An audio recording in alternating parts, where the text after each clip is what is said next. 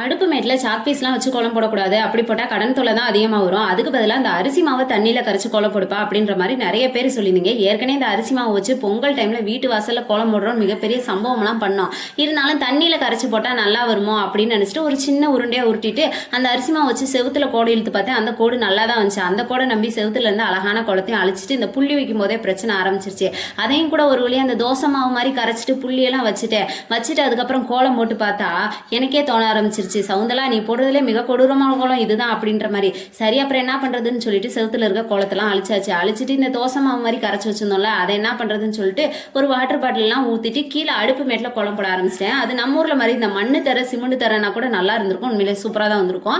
இது டைல்ஸ்ன்றதுனால நான் சின்ன புள்ளி வச்சாலும் அது பப்பர பேனை விரிஞ்சிட்டே போச்சு. ஒரு வழியா அதையும் எப்படியோ போட்டு முடிச்சுட்டு மிச்சம் மீதி மாவு காலியாகவே இல்லை. அதையும் இந்த அடுப்பு பர்னரை சுத்தி முறுக்கு சுடுற மாதிரிலாம் சுட்டுட்டு இருந்தேன். இதெல்லாம் பார்த்து என் வீட்டுக்கார மனுஷன் சரி முத போட்டிருக்கேனே அப்படின்னு சொல்லிட்டு பாராட்டுவார்னு எதிர்பார்த்தா அந்த மனுஷன் என்னைய பார்த்து இந்த மாதிரி விளையாடுறதெல்லாம் வேலை வெட்டி இல்லாமல் சும்மா தெரியும் போது பார்த்துக்க அப்படின்ற மாதிரி சொல்லிட்டாரு. இப்போ நீங்கள் சொல்லுங்கள் நான் போட்ட கோலம் நல்லா இருக்கா நல்லா இல்லையான்னு சொல்லிட்டு அதுக்கப்புறம் செவுத்தை பார்த்தா பப்பரப்பான்னு இருந்துச்சா. அதனால சரி என்ன பண்ணுறதுன்னு அதுலேயும் 2 முறுக்கு சுடுற மாதிரி சுட்டுட்டு நடுவில் இந்த மஞ்சள் குங்குமம் அதெல்லாம் வச்சு ஒரு வழியாக முடிச்சு விட்டேன். அவ்வளோதான், இந்த வீடியோ முடிஞ்சு. மீண்டும் அடுத்த வீடியோவில் பார்க்கலாம். பாய்.